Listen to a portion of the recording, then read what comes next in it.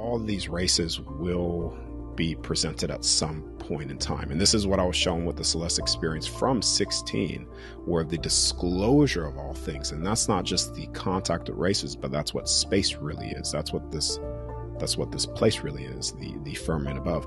That's disclosure on all fronts and freeing humanity again, fully and completely. That's where this goes.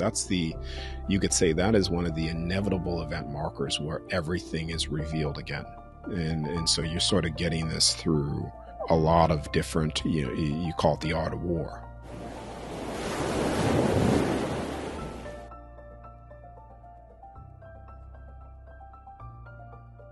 Hey, Inspired Tribe, my fellow freedom lovers. It's John Nolan here. Thank you so much for tuning in for another inspired conversation. I know many of you have been looking forward to this. This is a man who sort of entered the scene like a rising comet, if you will. All of a sudden, he was everywhere, and you saw him on huge podcasts. You saw him on Gaia. For those of you who are on Iconic, you might have seen him in the brilliant 4-part series, The Great Unknown. I'm talking about someone who's dedicated his life to experiencing out-of-body journeys, teaching others, and telling the world what he sees, where we live in, what this realm is, and everything in between. Please welcome with me Darius J. Wright. It's so good to see you, brother. Yeah, thanks for having me. I appreciate it. I'm excited to be on the show with you. Hey, it's a great pleasure to have you. As I said, you've been one of the most suggested guests on our show. I'm so glad this is working out. I know it's very early for you. You're in Australia, but you look awake and fresh, brother. So, good. Yeah. With that being said, I know many people know you, and some might not. When they Google you or when they look you up on the platforms, you talk a lot about out-of-body experiences. And this is a very, very trending, popular subject right now. I think there's a momentum. So Darius, where did this start? Where did this journey start for you? What was your first experience? Was it consciously initiated? Was it an accident? How did that start for you? So the out-of-body stuff has the out-of-body experiences, yes. Has always been with me since a child. Now, as a child, I had no idea what it was. I was doing these things, but then opening up spaces, seeing entities, and then out of fear of that, completely shut it down. So fear will, you could say, suppress abilities. And it wasn't until 16 years old is when I had my full-blown out-of-body state taken out of the construct for the first time, and seeing in contact with a being called Celeste, which I've been in contact with her many times since then. And she showed me outside the construct how time works, basically where things are at that present time at the age of 16 to where things were going to be in my future. And ironically too, actually where I'm at right now, the place that I'm at, because I had to move, is the exact place of what she showed me I would be at the age that I'm at now. And so a lot of things have actually, the path of that timeline it's perfectly mirrored of everything that she was showing me. Now from 16 onward, the sleep paralysis would happen spontaneously off and on. And I knew that I could get control over the state until I started to put practice and effort to get control over the state. This is where I started to at will shut down my body, enter sleep paralysis, leave my body every single time. And I've been doing that for a very long time. Yeah. So when you're coming out of the body, you need to understand, because a lot of people have this misconception when you come out of the body, it's airy-fairy, or the soul doesn't have physicality. It's not real. It's not more real than here. But when you're out of your body, it's no different from a near death. Your soul is coming out. So with an out of body shuts down, you dip to a certain state, then the soul exit. When the soul leaves the body even dips down lower to a certain state. And I've had people observe me as I was doing this as well. Same thing when you die, the body dips down, soul leaves the body, etc. But the soul is very physical. It's very rare. It's hyper real, more real than here.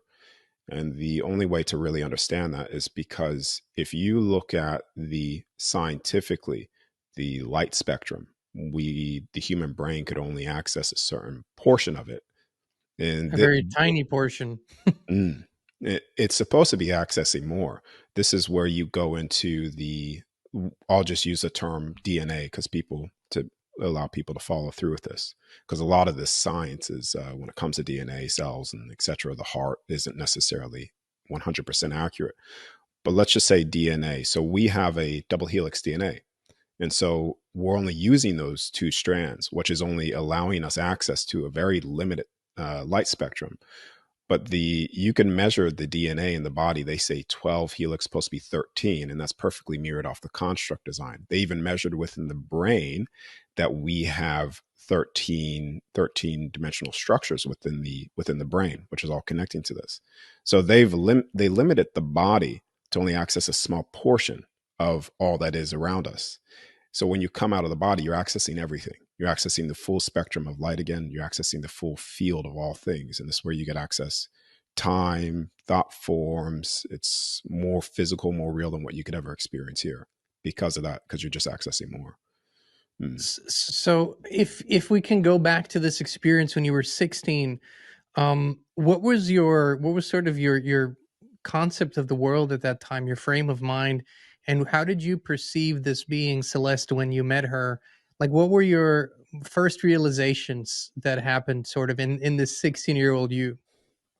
So the first thing at 16, I wanted to remember it all again. So, be careful what you wish for when you say that, because then you also end up walking a very fine line here, while you're here. But I got to a certain point at 16 years old where in, at 16, I wasn't a 16-year-old, because at the age of 13, I already understood the Federal Reserve banking system, how they do that, how the straw man, Yeah, um, yeah, so 13 sounds to very 14. familiar. Yeah, yeah. So so I knew how they were basically taking the human being and making it into a corporation, corpse, a dead entity. And so 13, looking up the difference between corporations, dead entities, and the living man and woman, which we are, which is untouchable, and how to disconnect and disassociate with those two systems. And so I was educating myself out on those topics, 13, 14, seeing the control structures that are taking place. And I won't go too deep into it, but then that led me into 16, where I'm like, okay, I know what's going on. I see what's going on. What is the point? Because if I don't get the answers to the actual point of this, then there's no purpose of me actually being here, because I could do more work on the other side than I could achieve here, you see. And so that night is when I was taken out. And the Celeste being was, I'll just call her, but she was the perfect balanced energy. And she came to me and just naked in a sense, but she wasn't wearing any clothes, but she was like this just perfect being. Yeah. She's the one that showed me, the first thing that she showed me was time. That was one of the first things that she told me. She was like, all right, this is how time works. And it looked like thin crystals of glass, crystals. Now, ironically, crystals is how you also store time and memory, in water as well. She told me who I was, my name, and I was like, oh, I didn't know that I was that important. And not necessarily, I'm not saying that as like that's me. It's just she was showing me the importance of me in each and every soul in all creation, because at that point I didn't understand the importance of myself. Like, why am I here? So she showed me the importance of your signature, your frequency. One properly attuned, one individual is like a pebble in the river, or pebble in the pond, that sends massive ripples, and it affects everybody to reignite their flame again. Um, so she was showing me that, making me understand that. I remember the first memory that I had too of creation, which is the first thought. Um, she showed me the construct, and the first time she showed me the construct, I didn't understand what it was. That was seeing it from the outside. She just showed me in like this bubble form, and she showed me many of them. Like now I call it construct stacked on God shelves because I've seen it many times now. She showed me where this place was and where it was going to be in my future, which I've shared in the beginning. And what she told me, she said, now you could stay here. Now, this person I've known for a long time on the other side. It's just the memories return back to you of who they are.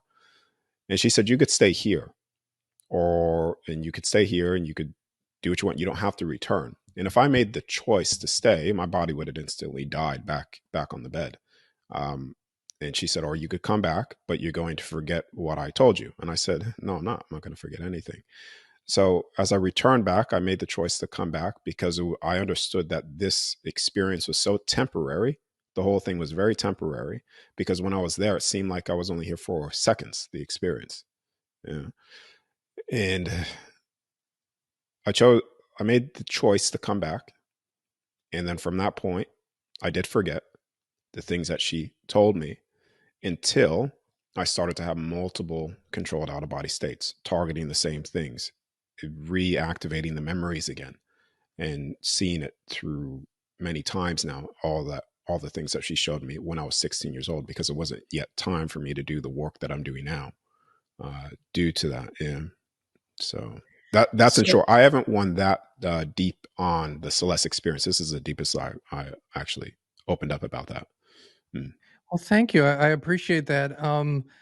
I do think that almost everyone watching, I know that from our audience, from the many interactions, has had, sort of at a very young age, some very consequential, transformative experience. It might not have been the nature of your experience, but something that changes or changed the course of their lives and they can remember it. So when you kept or after this first experience, were you instructed on how to initiate the out of body experiences? Did you sort of come up with it yourself, or how did that work? Okay, so I wasn't instructed. So the only thing I could say is that it was there was so souls come in here with imprinted information that gets decoded over time. And so that's sort of what happened. I was imprinted with information to be unpacked at a certain time based off where I was in my life. And it just so happened to be, like I said, 13 years old. I was awake to a lot of things that just after that experience, maybe around 17 years old, 18 years old, is when I was actually starting to unpack it all slowly over time because it would be way too much for me now. I wouldn't understand it at all if it just, you know. But to go back to your original question, it was for me practicing the out of body state was based off, you could say, intuition, intuitive, me following my inner compass of guidance. And it just so happens to be that it worked out very successfully because it's also things that I've done in the past as well through through other experiences here within this construct too. So, it's like that information is already imprinted within the soul, imprinted within your body. And so you could naturally know all things. Like everybody right here, right now, has the ability to know all things. You're already the all knowing being of everything. You're just in forgetfulness of how to access that. And right now, like I said, with the light spectrum thing, all information is in we'll just call it the energetic field of all things. No different from, let's replace your physical body with a computer and the internet with the field of all things. So everybody has access to it. They just don't know where to look. And, that's getting in tune with your intuition and stuff. Mm. It's interesting when I listen to you. My childhood experiences were similar, but of a different nature. Is that I frequently would also in bed, by the way, make myself enter the field of all that is, like everything and nothing, the source of all creation, if you will, which wasn't Mm. there's no form.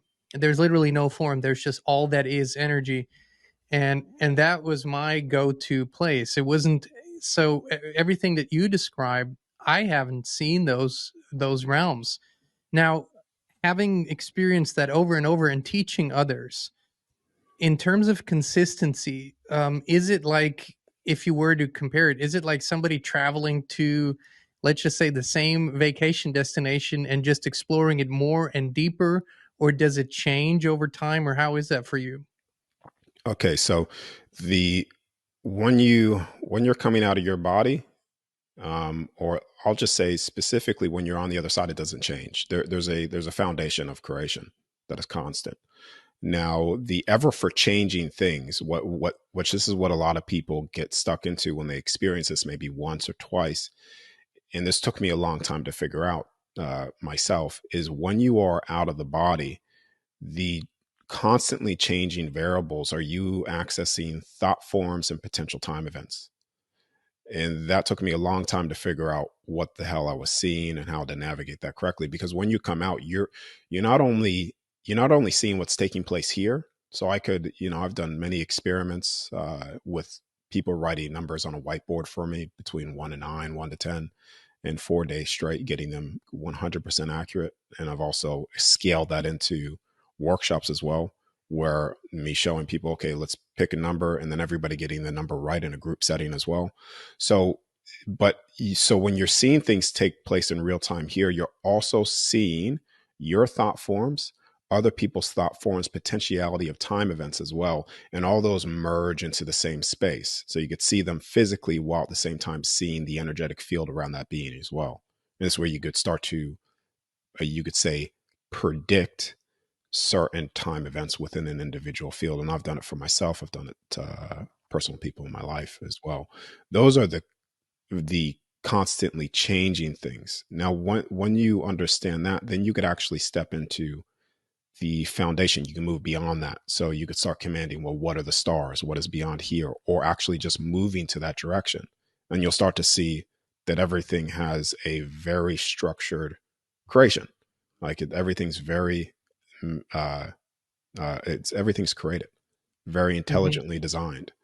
So yeah, does that? Yeah, Oh, yeah, yeah. yeah. No, Okay. I love the exploration and hearing your vocabulary, right? Hearing the way that you put these thoughts into words because it's different than what I say or what other people say. One of the things, Darius, that has really sort of entered the zeitgeist in the last, let's say, since the beginning of the millennium, but especially in the last years, is this concept that a lot of people are questioning what the nature of this realm really is versus the old idea for most people was depending on what religion they subscribe to, but still this is earth, this is the planet earth that was created by God, and this is where we live. And most religions say we live here once and then we either ascend into a realm that they call heaven or descend into a realm that's called hell.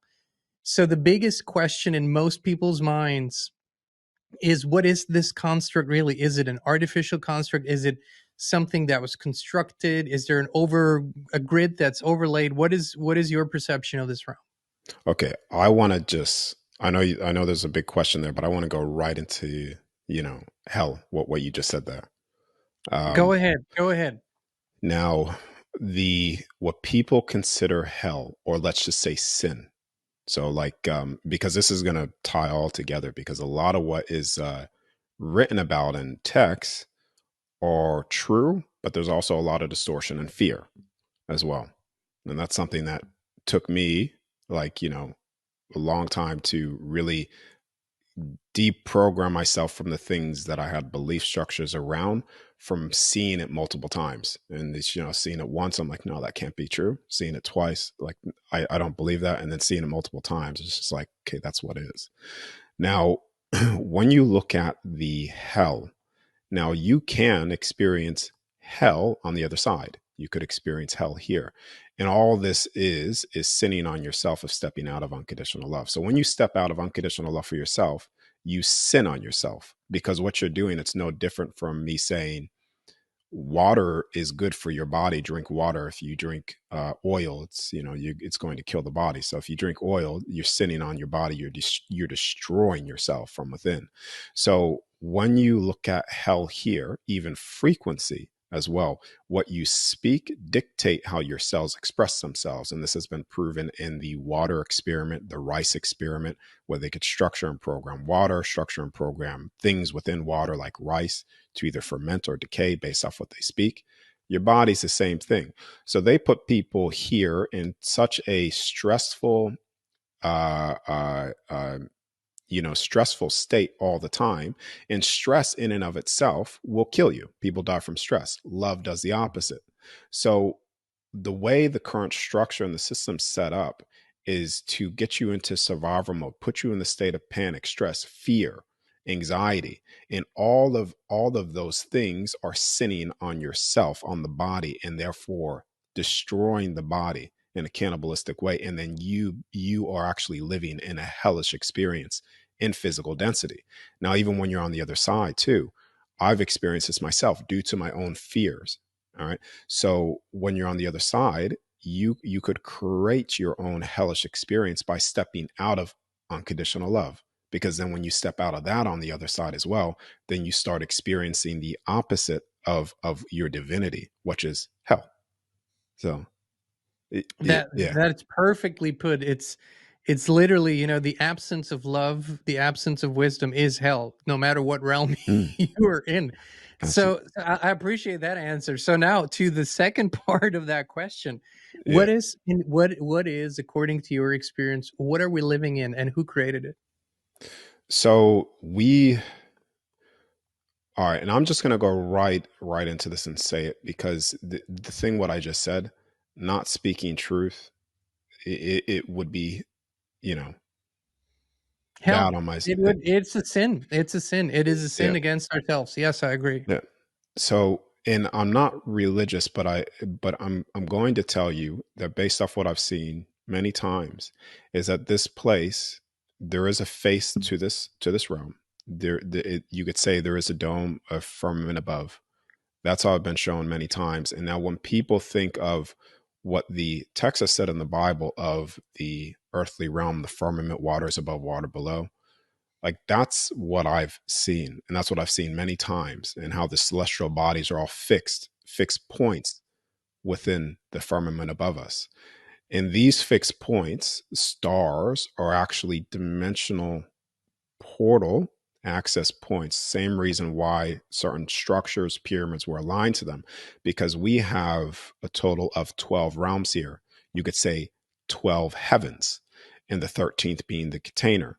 And how they were able to bring down entities, let's say the seraphims, the angels, the realm of Eden beings, the angelic beings, is that they were pulling them down from the higher realms into the physical realm here. So this isn't created by one individual. Based off what I have been shown, just off experience, it's not one individual called God, because we are all that. We on the other side are all gods, because we create through our will, our spoken word, and we create constructs based off what our soul desires to experience due to its own fulfillment and joy, because there's no limitation placed on you ever on the other side. You cannot have ultimate expression of freedom with a limitation. And that is you. And your consciousness is a dictator of all things, the universe around you. You see? So when you look at the structure of what I said before, as above, so below, as within, so without, the 13 strand DNA or 12 strand DNA, there are 12, 13 beings co-collaborating, creating this, or have created it. Just like on the other side, you have a collection of souls that create something, one soul that creates something. That's what I was shown. So what people call God are a more than one beings that have created this experience. Now, but I'll just say God in simpler terms. God created it. Mhm. Yeah. So there is a firmament above us. This is a construct. And when people think of what they consider the firmament, the plane, they think of, well, this is something that's, they think of space, and they think of what they've been told about space. And what space is literally uh, dimensional access points. It's just portals. That's all space is. It's just you're bending space and time, basically, when you go into space to access a dimension or to access another realm. And the bending of space and time could also be done through accessing the 12 stargates, which is through the cores of the realm. You could say the sun is a stargate as well, because the sun is not a gassy ball in space. And when you ask yourself, where does light come from? What is actual light? Where does light come from? And people don't really ask these questions. when you think of where light is coming from the sun. Anyways, the sun's light is coming from bridging of multiple dimensions and realms in bringing that light through. This is why it's a considered a stargate as well. Even yourself right now, you are the creator of light. When you close your eyes, you're in darkness, and it's only when you start to imagine something you birth light into creation. We are literally the creators of light. And even God said that as well in the Bible. You know, light was always secondary. He created the earthly realm. He Mhm. said, "Let there be light." So, I, it's very close to what the Bible said. In short, yeah. So, in your perception, this is not a technological simulation, or there is no matrix grid, as it has been described, and as even as I have described it myself. Have you ever experienced that, or are you saying no? This isn't an accurate depiction. Okay, so you could say that this is a simulation. If it's just another way of saying it, you could say that, yes. But then everything, everything. All right. So when you Think step out think of the, Matrix. Think Matrix as a yeah, maybe comparable analogy. You know the movie. Most people have seen it. Based off of that, is there any truth to that? well, yes, there is. Yeah. Now, this is why I said it's. I don't necessarily call it simulations. If that's what people call it, that's fine. But because a simulation implies that it wasn't created from a source of something. So everything in all creation comes from the source of, from a place of unconditional, because that's what creates everything around us, you know, love. So in short, we'll say it's a simulation, which is not, is it's, that is still correct, because once you step out of the construct completely and you see the multitude of constructs all over the place based off souls creating those, you could say they are all simulations outside of the base reality. You Are you see? talking? Are Yeah. you saying that everything that is sort of a physical expression, something that you can actually see in so thoughts that manifest as form, and you can see it and have the it has the appearance that you can touch and smell, that, that we could call everything a simulation, other than when you are in the field of all that is, where there is no form, that would be prime reality, and everything else is a simulation. Is that how you distinguish it? Well, based off the terminology that you're using, yeah, you could say Okay. that. Exactly. Okay. Yeah, yeah. Yeah. But I wouldn't. I don't like using that, because that implies that it's you are in a state of a being created and don't have the free will and the ultimate authority. Your soul divinity here right now, that you're simulated in here, but your soul has the ability to deprogram certain things and even access outside of here. So I just call these constructs. They are created constructs with a certain template rule set of experience, in another form simulation. So it's just, it's, yeah. Yeah, I hear you, and I'm not a Mm. big fan of the term simulation either. And in my this is my perception based on my experiences, that I have never felt trapped in here. No, because you're not.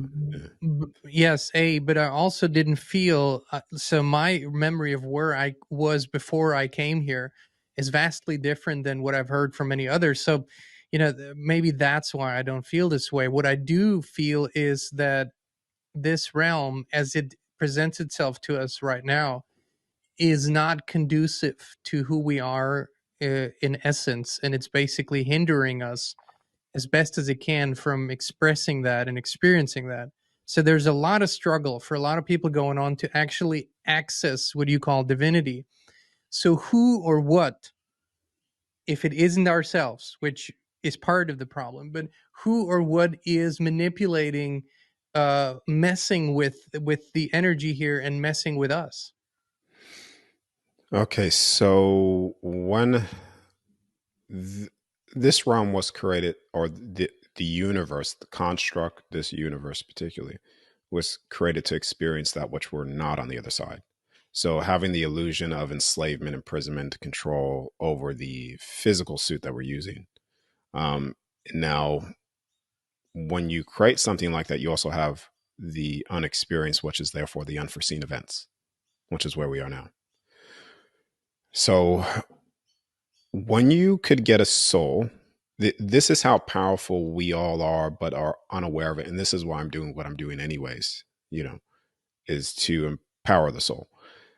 When you could get a soul, trying to, I may take this in another direction too.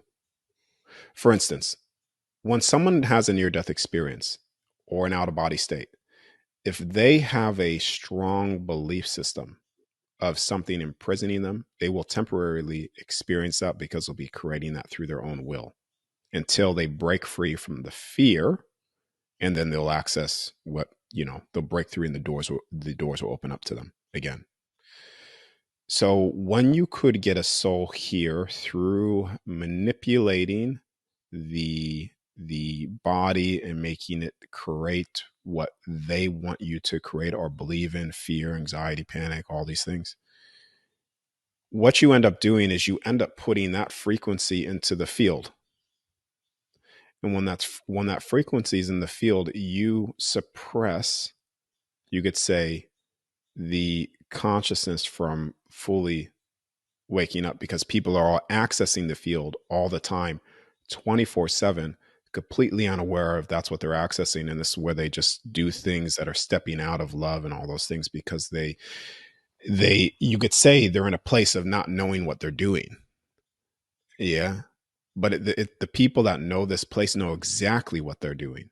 And those are the people that, even when they leave here, are going to have to answer for themselves, because the unforgivable sin is a sin that you cannot forgive yourself for. And they are going to face themselves. The judgment is on themselves. So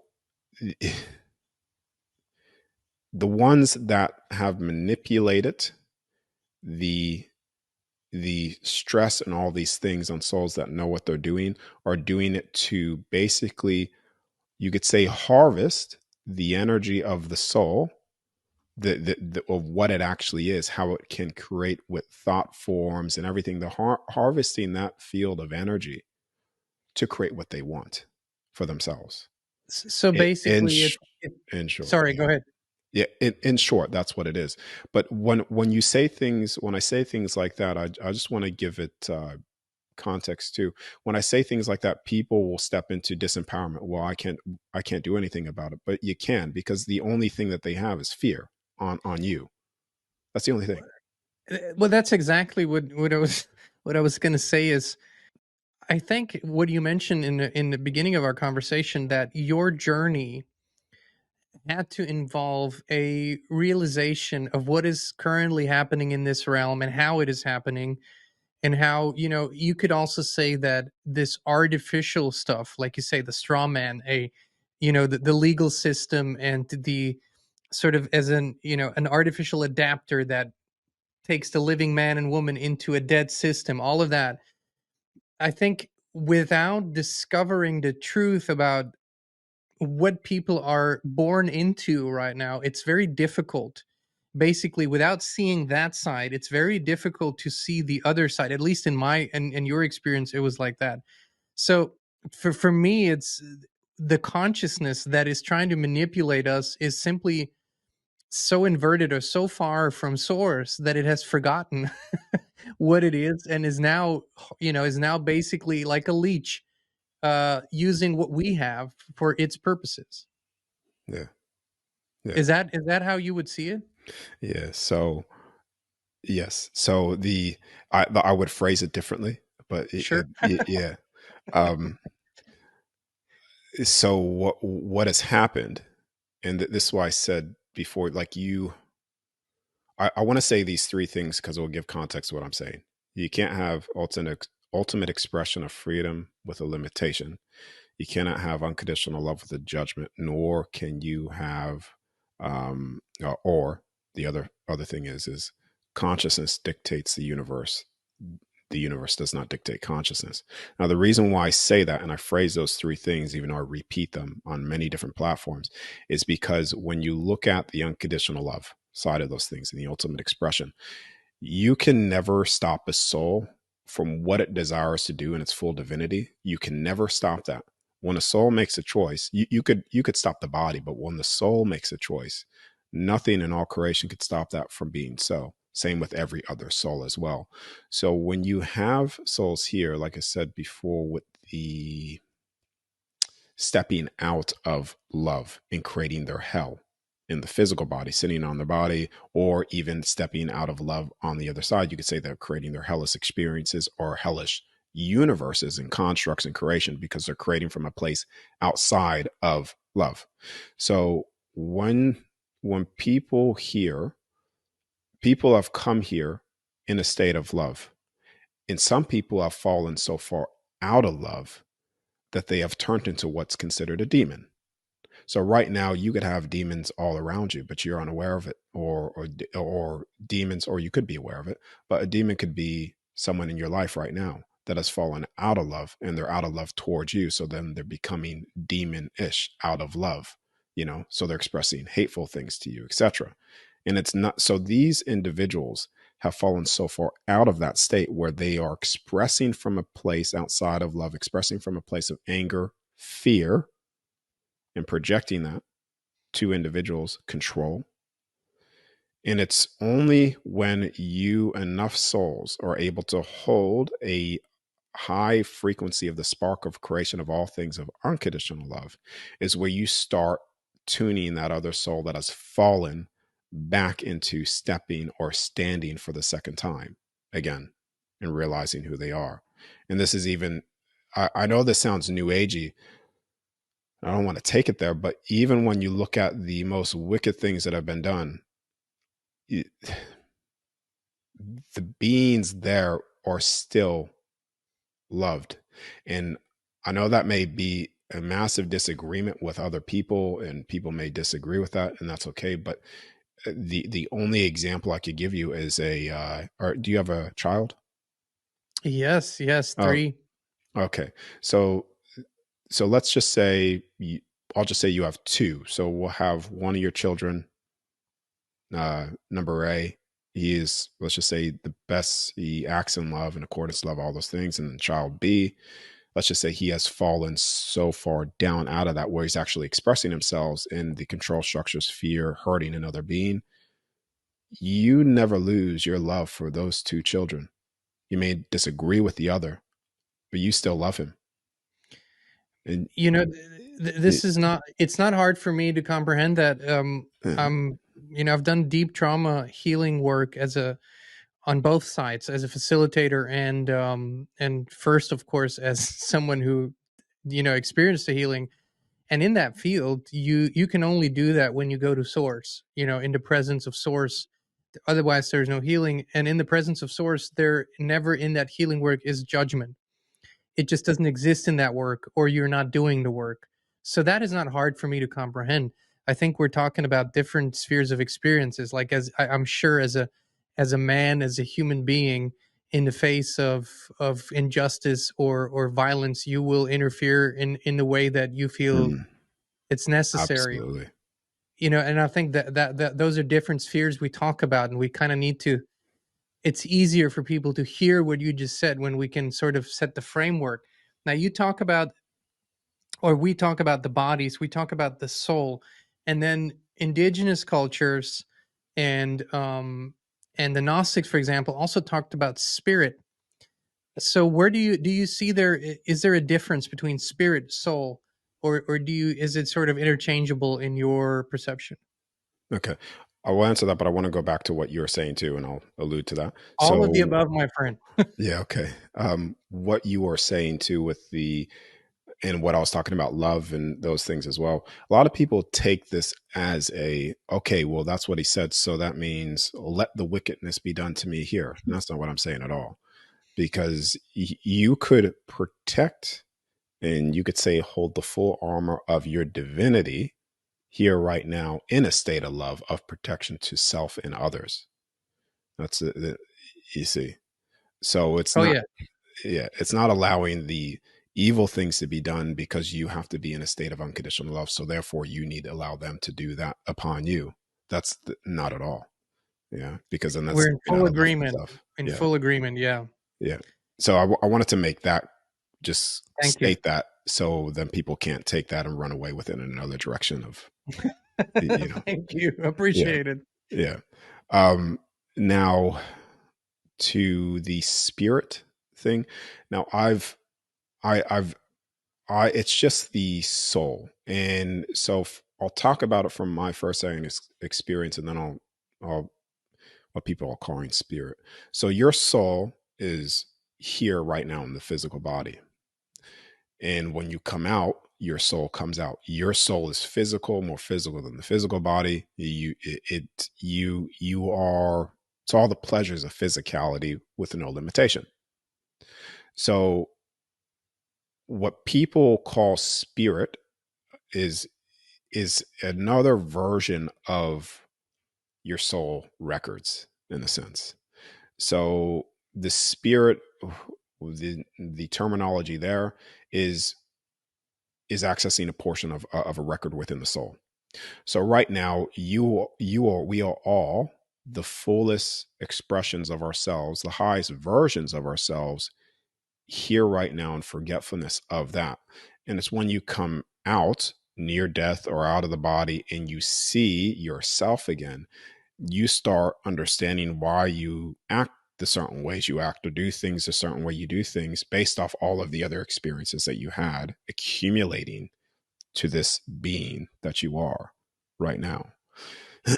And so you could, the longer that you're on the other side too, certain memories start to seep through. I remember having a memory of experience of even what people call Egypt time. And Hmm. I was like, oh, that's why I still do things the way I do things here right now, because of that time. So it's all here. We're just in forgetfulness of that. So a spirit is just another form of someone saying a particular record or a particular soul experience, pretty much. Yeah. So, speaking of forgetfulness, Hmm. what is the purpose? And you said the first time around when you were in that in on the other side and you communicated with Celeste, you did start forgetting. And then you said you started remembering the more out of bodies experiences you had. So did that completely go away, the forgetfulness, or and what is the purpose of this veil of forgetfulness? Okay. So in the based off what I've been told and the beings that I've contacted so far is that this was created to experience that which we are not. So that's the first thing, because once you're outside of here, full stop, you when you create a construct or a universe for yourself, you do not step in that in forgetfulness. You step in it with your full divinity, full memory of everything. Always.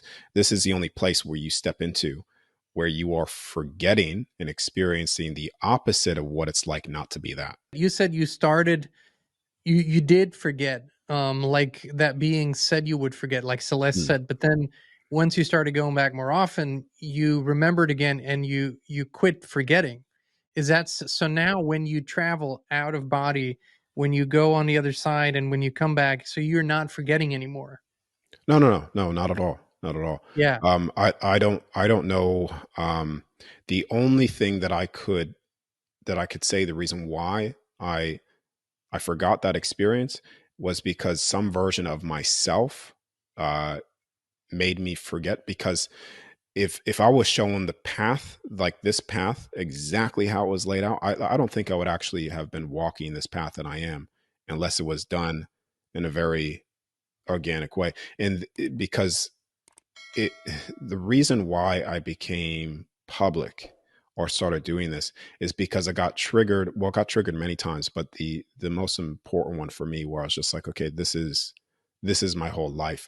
From the time I'm here, this will be the only thing that I do until I leave, because what I know what's going to be how I will judge myself when I leave here. And that's not on anybody else besides myself. So I know what I need to do as a soul. So when I step out of here, I know that I've done everything to the best of my ability and integrity for myself and the information and others to do what I need to do. And that came from an experience with my uncle, which was he basically came out of my body consciously, and he took me to a space. And in that space, he said he was showing me certain things that I was withholding love from other people, withholding love from myself. And he wasn't judging me on anything. But this is why I said before, you will create your own hell here and there if you're not in that state of love.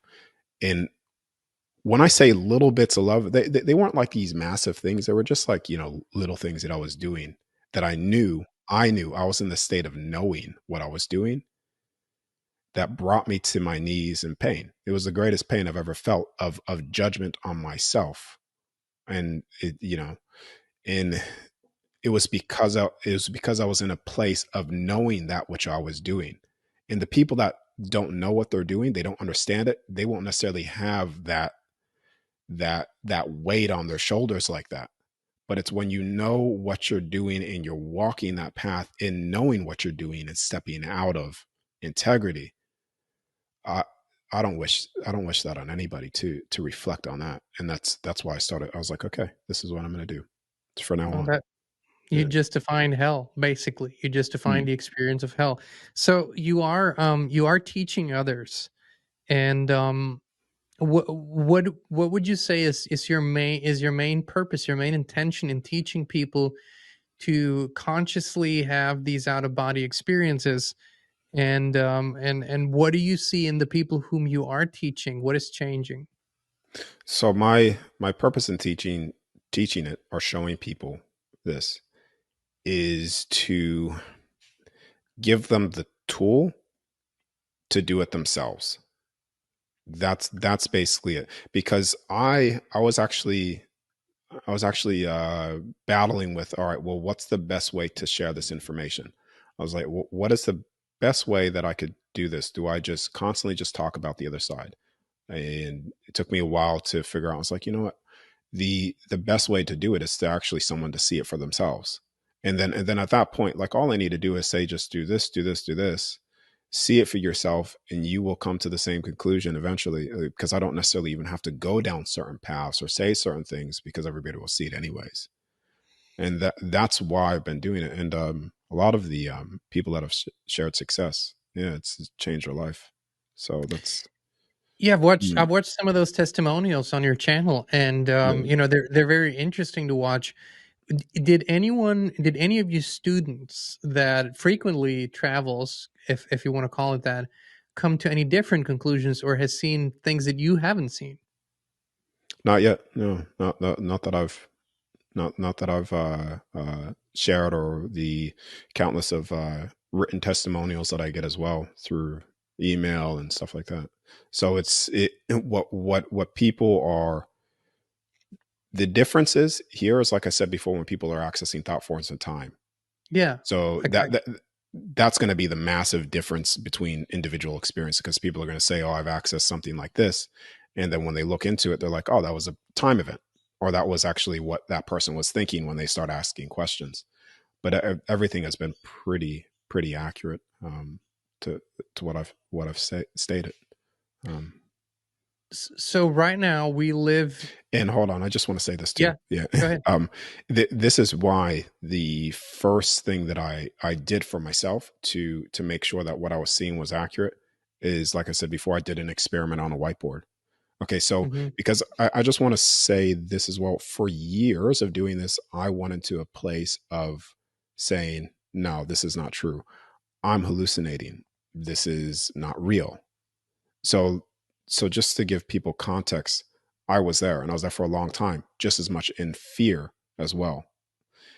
And so I started to do the whiteboard experiment, numbers, to see, okay, well, if I'm seeing this accurately and I'm in another room and I could target that and see that, then I must be seeing what's there, and Well, then then just to, that would yeah, I would call it an objective truth or an objective reality, objective fact. Yeah. yeah. So right now we live in a worldview, that is we're this is a spinning ball and it's racing through space, and Mm. we're these material beings, and there's one life, and what do they say, YOLO and FOMO and all that crap, basically, that this entire existence is based on.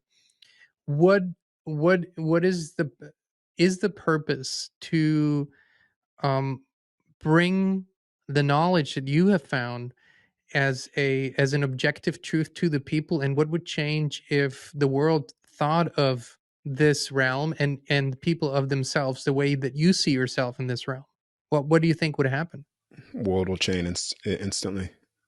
Yeah. Well, so people right now are in a state of believing that the universe dictates consciousness, and they're living their life as a very materialistic way, meaning that this is all there is.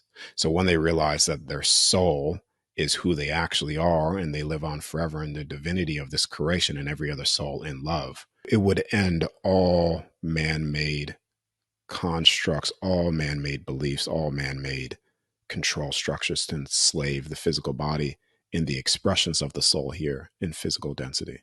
I'm with you know, I'm with this thought. I mean, this is literally what I think all our what we're combining our energies and intentions for. So, with regards to, disclosure and what, what a lot of people are talking about, other beings, other life forms, aliens, extraterrestrials, those are all terms that don't really, describe maybe what we're talking about, but what is your experience? How many other worlds are there like this one or similar to this one?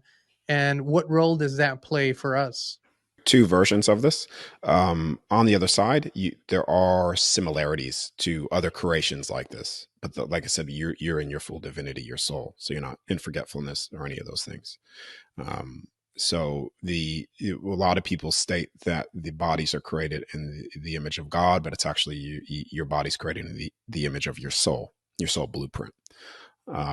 So when you look at beings here within this construct universe, you all of the races, all of the kingdoms are true and accurate.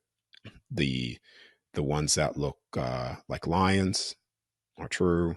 The grays, what people call the humanoid aliens as well, the seraphims, the angels, which is only one form of angels, like what people call the original angels. You have the beings of Eden as well, what people consider the god beings. All those races are true, and they're here. Some of them are here physically. This is where you get the Antarctic Treaty as well. A lot of the races, some of the races are there. And this is where they also hide certain things within that. And I've targeted this place as well, Antarctica, a lot, where they have hidden so much there.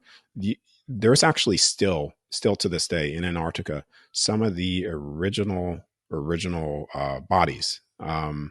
Original, you could say the original giant bodies are the original angel bodies. Yeah. And and so it took me a while to understand, well, how are the bodies still there? Where's the energy, where's the soul? In back in the halls of Amente, which is, it's a halls of information, and also a period of time that took place here, they had a organic technology where they were able to put somebody on what people consider med beds now, but an organic bed, and they were able to project their soul just with a snap of like a frequency generator through that bed, soul coming up into another form, into another body. So a lot of these original bodies have done that into humanoid form, and then this is where they're in stasis and stuff like that. I've seen a lot of that. Everything that people hear about with the contact of races, a lot of them have been here for a very long time. And when you hear about the gods coming to the earthly realm, or the angels coming through the earthly realm, all they're doing is they are opening up certain stargate, dimensional space stargates, to travel from the higher realms down into this realm. So they appear.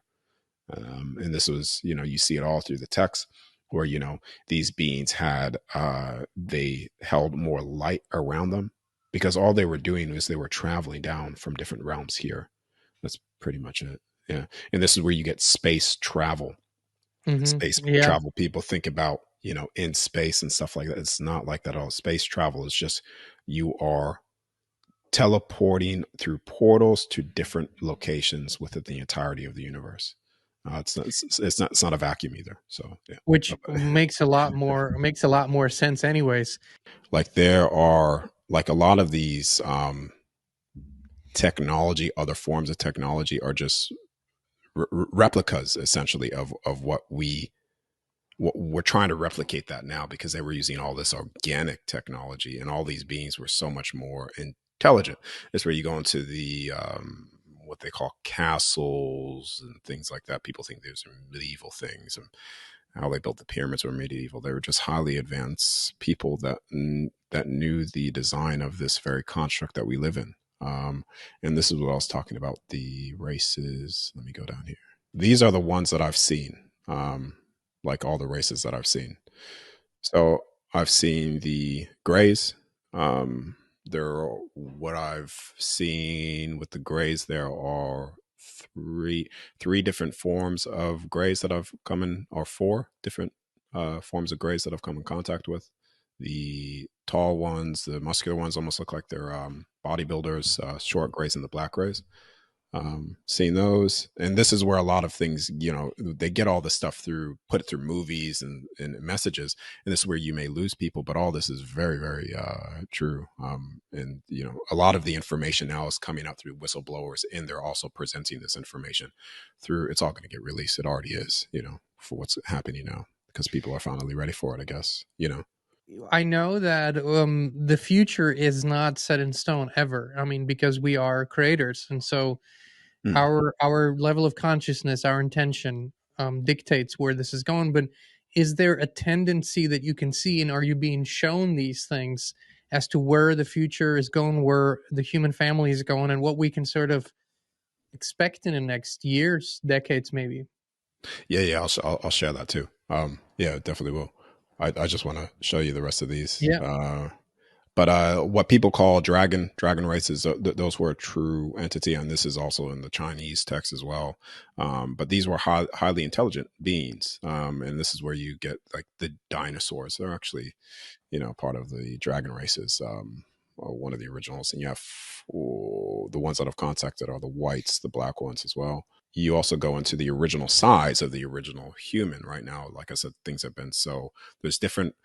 Right now we have the human race, and so we have blacks, Caucasians, etc., but there's more to the race of humans than what we've been told, and a lot of them are a lot larger and bigger than what we've been told as well, and I've seen them as well.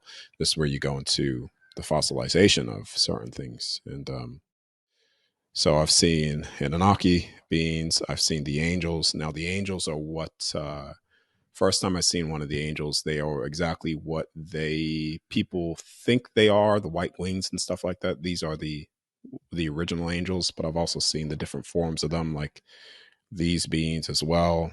I've seen the Garden of Eden when I was in Realm 4, which is the Garden of Eden. Well, the protectors of the tree of life there or look very similar to what I'm sharing right here. And people would say, "Oh, this is demonic or whatever," but this is no. These are the beings that are actually protecting the tree of life in the Garden of Eden, part of the fourth heaven. Um, I've seen the seraphim, which is these ones are in 999. Those would be what I've written down there. They would be 8, so that's the closest to, you could say, the gods as well.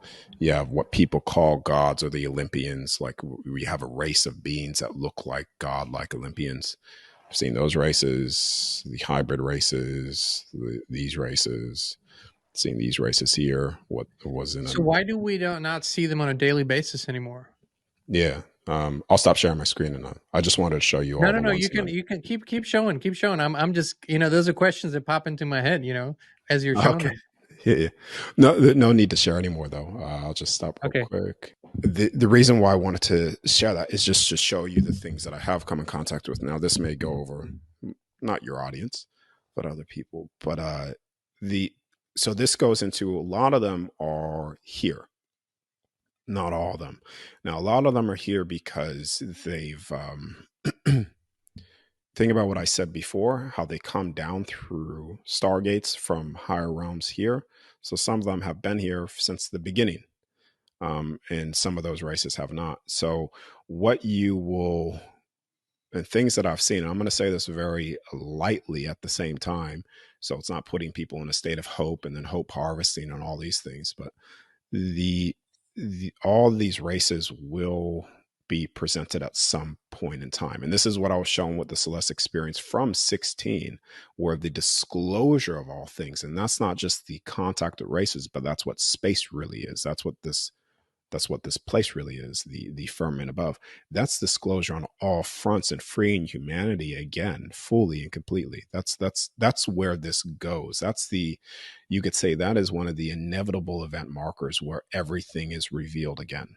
And so you're sort of getting this through um, a lot of different, you call it the art of war, essentially. Mhm. So how do you come to this state where everybody wakes up again? Well, you need to start saying things in a way and doing things in a way which brings the soul back into complete empowerment and free again, out of fear and out of all these things. um the I believe the first race of beings that the government will announce are the ones that look exactly like us. um I think those would be the first ones that are announced, and people will see that the beings that look just like us, some of them are actually participating in the government, and some of them have also been participating in a lot of the control structure here as well. So this is where you get the fallen ones. This is where you get the fallen angels, because, like I said before, just because they're in a different form and due to the nature of this construct doesn't necessarily mean that they cannot express themselves in the way stepping outside of love and etc. So, yeah. Hmm. When you're on the other side, can you look into the construct, Earth, if you will, in detail, or you see it from the outside? Could I look into the construct in detail? Yeah, just like you were, I don't Hmm. know, like looking through a microscope, like, basically seeing things for what they are rather than what they appear to be. Yeah, yeah. So that's what so when you so how you leave the universe is to through the 12th stargate. Now, to give an understanding of this, let's just say 12 realms, 12 total stargates, connection points to each realm, and within each one of these realms you have kingdoms. And this is where you get the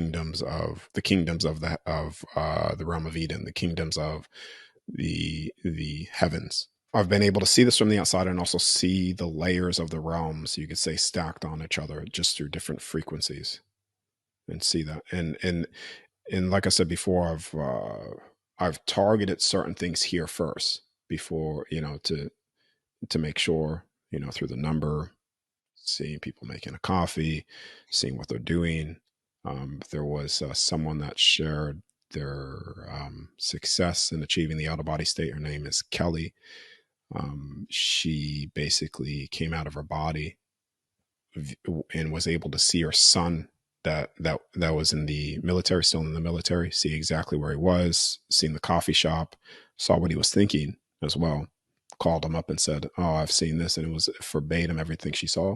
So it's the reason why I bring that up, because it's not just necessarily me, but yeah, you are able to see very accurate to detail things, because when you're in the soul out of the body, you're not doing this in a dreamlike state. You are everything that you think right now, everything of who you are, your beingness comes out. And it's so much you that when you come out, you look at your soul and you're like, wow, it because your soul carries a temporary imprint of the physical body. And you start looking at yourself, well, wow, I'm actually out. You look back on the bed, you see your body, and there's nothing changing. Like there's no difference in the way you think, the way you are. And then it's when you start to access and you're like, oh, that's like I've stated in the beginning of this or in the middle of this where the memories start to return of why you do things the way you do things. But to answer that, yeah, you're I've accessed pretty accurate to detail, seeing it as if I'm physically there. So, Darius, in Mm. your perception and your experience, when we talk about the idea of timelines, and this is, maybe just a conceptualization so we can understand things better, but there was a perception for a lot of people that we had been on a, even self-destructive, but a definitely destructive timeline, destructive to the spirit, destructive to the bodies and everything. And that there is, and there's, it's not, you can't negate that, nobody can, that there is an awakening happening. The question is, have we reached sort of a critical mass And in your experience and what you are seeing, is the timeline quote unquote shifting? Yeah. So just to answer directly is so they have time could be manipulated. Yes, but they can only manipulate it in terms of trying to delay something. But there are fixed things that will happen regardless of how many times they try to do things, and it's just always going closer and closer. So they have, you could say, prevented certain things. Let's just go back into the COVID thing. That was a time, when you look into it, that was a time when everybody was supposed to fully awaken. People were awakening and Yeah, it just was a seeing very right everywhere. before that. We were at the Mhm. highest level of average consciousness we've been in forever. Yeah. Yeah, yeah, and that was part of the bridging between all of the what was supposed to happen is all of these things were supposed to turn back on, and people were supposed to see, whether that's throughout a body or just things becoming more revealed to them and knowing again, just understanding, and that's where we were. And so, what do they do instantly? Fear, because it shuts and suppresses everything. Even when you're in a state of stress, it actually your vision just goes like just shuts off things. I And mean, so, even for us, just being in the field, we were not fearful. We knew what was going on, but we had to focus our mm, work. Had we had to reshift our work to calming people down yeah, rather than rising. We just had to manage a situation, right? So even for us, the work started to be different, and even we had to sort of pull ourselves down a little bit into a more denser sphere and go, okay, we're going to manage this first, and then we can move forward again. Was that the same for you? I was I sort of experienced it like I was in my isolated bubble, at the time, because at that time specifically is when I was doing like, oh my god, like out of bodies all the time. I was like, oh, is that actually true? I was like going there, targeting locations to see if things were actually happening the way they were saying. I was like, yep, that's true. That's true. That's not true. That is true. Um, but yeah, yeah, it was very interesting. But where we are now, like I said, this has no choice.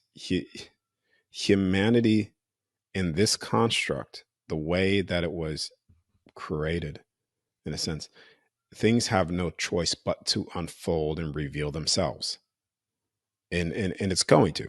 That's something that, you know I know that people may take this and bait me to then lead me down somewhere else, and you see what you said, but 100% with my full soul, my full knowing in who I am, of who I know I am, and the things that I do here reflect on me on the other side as well.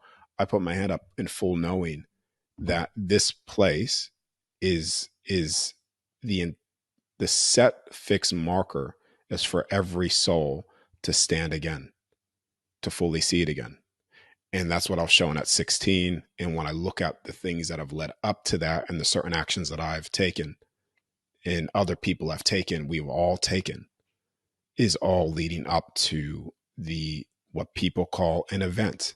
And when I say an event, people may want to step back and do nothing, and they say, oh, I'll just wait for it to happen. But that's a thing why I forgot at 16, because if I was showing this, I was like, oh cool, I'm just going to sit back and do nothing. And you would have never you know probably made it to the event because your journey wouldn't have you wouldn't have walked it. You wouldn't have done it. yes, You wouldn't have yes, yeah. it's So it's only in a mm, human realm that is paradox. It's not really a paradox. Only in a human realm that is a paradox. And that's why sometimes I rather shut up than say something that I know, because I sometimes can sense that's going to be the reaction. Oh, cool. So then never mind. Then I can just eat popcorn and watch my show.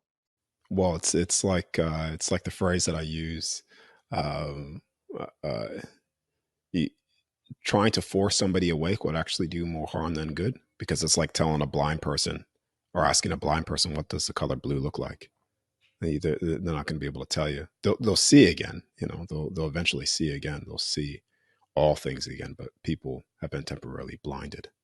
And this is why I said before, it's, once people realize of that which has been done to them consciously, you'll have the mass awakening will just be, there's no returning back after this is what I'm saying. Like, this is where you're getting when the disclosure of, let's just say, contact happens. Like, this is where things are just going to start to really unfold. And you will even start to get some of the,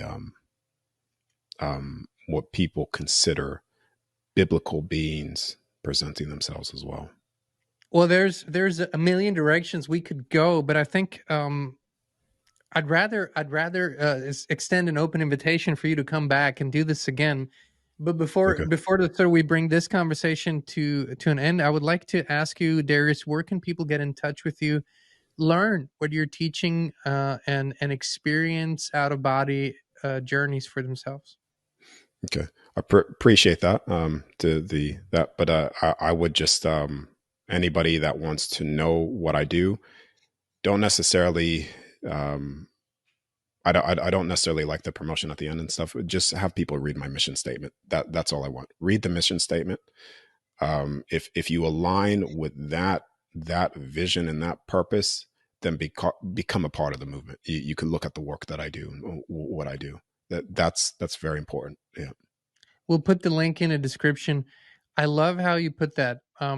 My wife and I used to do a few retreats every year, and literally, in my own words, this is what I said: is, you listen. If your spirit says yes, if you feel an inner knowing this is it, 100%, we'd love to have you. If not, no hard feelings. But it's not like we're gonna you want to promote this as a sales event. I know exactly what you're saying. So No, no, no, no. we're gonna link to your mission Yeah. statement on your website. People can also look up your YouTube channel. I think it's under Darius J. Wright, right? Is that correct? Yeah. Yes. Yeah. We put the links there. And what's a good way? Do you have any social media? What's a good way for people to keep up with your work?